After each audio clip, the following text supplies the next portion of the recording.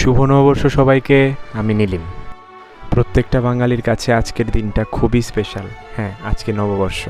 আমিও স্নান সেরে প্রথমে ভগবানকে প্রণাম করলাম, দেন সব বড়োদেরকে পায়ে হাত দিয়ে প্রণাম করে আজকে দিনটি শুরু করলাম।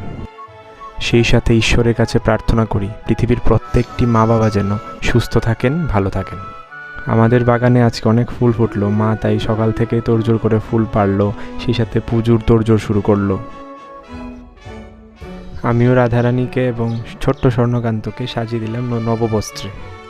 নববর্ষের পুজো শুরু হলো, সেই সাথে প্রার্থনা, সঙ্গীত এবং মনের ভক্তি দ্বারা আমাদের পুজো সম্পন্ন হলো।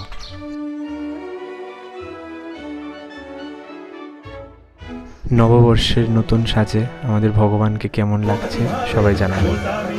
সঠিক কর্ম, শুদ্ধ মন এবং ভক্তিতেই নাকি ভগবান সন্তুষ্ট হয়। তাই কর্ম এবং ভক্তি দুটোই একে অপরের প্রয়োজন। যাই হোক, পুজো শেষ হলো, এবার প্রসাদ নেওয়ার পালা। আবার দেখা হবে, সবাই ভালো থাকবেন।